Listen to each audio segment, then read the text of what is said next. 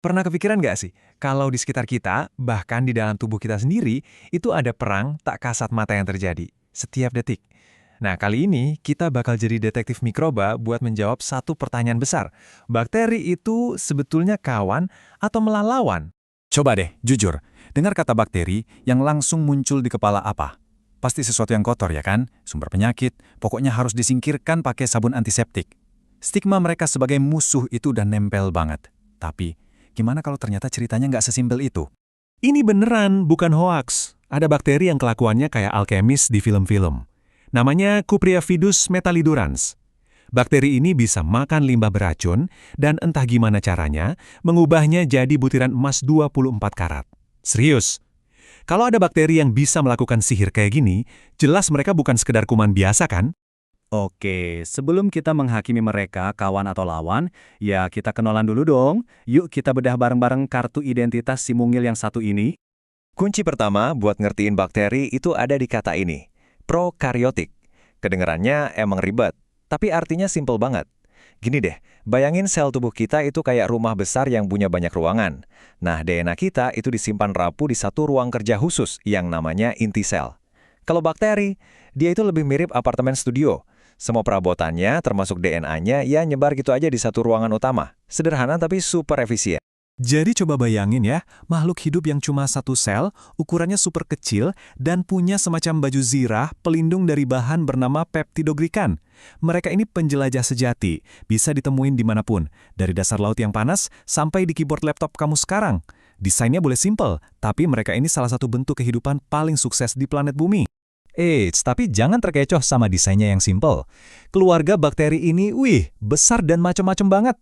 Sekarang, coba kita lihat gimana para ilmuwan ngatur album keluarga mereka yang super rame ini. Cara paling gampang buat ngebedain mereka itu, ya dari penampilannya. Mirip kayak kita ngenalin temen dari jauh cuma dari siluetnya, bakteri juga punya beberapa bentuk dasar yang khas banget. Nah, ini dia 3 geng utamanya. Ada si Coccus yang bentuknya bulat-bulat kayak bola. Terus ada si Bacil, bentuknya batang. Nah, ini contohnya E. coli yang terkenal itu. Terakhir ada si spiral yang bentuknya meliuk-liuk. Biasanya beda bentuk, beda juga cara hidupnya. Tapi ya jelas, ngebedain bakteri cuma dari bentuknya aja nggak cukup. Ilmuwan punya trik detektif yang lebih canggih, namanya pewarnaan gram. Teknik ini ibaratnya membagi mereka jadi 2 tim besar, tergantung dari jenis baju zirah yang mereka pakai. Cara kerjanya gini, bakteri gram positif yang dindingnya tebal, bakal nyerap pewarna ungu dan warnanya nggak bakal luntur. Sementara itu, bakteri gram negatif yang dindingnya lebih tipis, warna ungunya bakal luntur dan malah jadi nyerap pewarna merah. Ini bukan cuma soal warna-warnian loh. Buat dokter, tahu sebuah bakteri itu tim ungu atau tim merah, itu penting banget buat nentuin antibiotik mana yang paling pas buat ngelawan mereka. Oke, sesi kenalannya udah, sekarang kita balik lagi ke pertanyaan di awal. Mereka ini penjahat atau pahlawan? Yuk kita lihat 2 sisi mata uang ini. Kita mulai dari sisi gelapnya dulu ya. Kalau bakteri udah niat jadi jahat, mereka biasanya punya 2 strategi utama. Pertama, nyerbu dan berkembang biak secepat mungkin sampai bikin kita kewalahan. Atau kedua, mereka ngelepasin racun kimia yang bisa bikin sistem tubuh kita kacau balau. Nah, secara ilmiah, para biangkrok ini punya nama keren, patogen. Mereka ini cuma segelintir kelompok aja, tapi ya kelakuan mereka inilah yang bikin seluruh keluarga besar bakteri jadi punya reputasi jelek. Dan dampaknya, jangan dianggap enteng. Kita ngomongin penyakit-penyakit yang udah mengubah sejarah manusia loh. Ada TBC, tetanus, kolera. Ini bukti nyata kalau segelintir patogen ini bisa jadi sangat-sangat berbahaya. Oke, cukup sisi gelapnya. Sekarang, kita alihkan sorotan ke para pahlawan tanpa tanda jasa.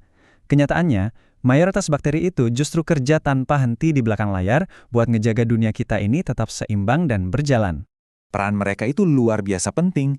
Coba bayangin, tanpa mereka nggak bakal ada yang namanya yogurt, keju, atau bahkan cuka.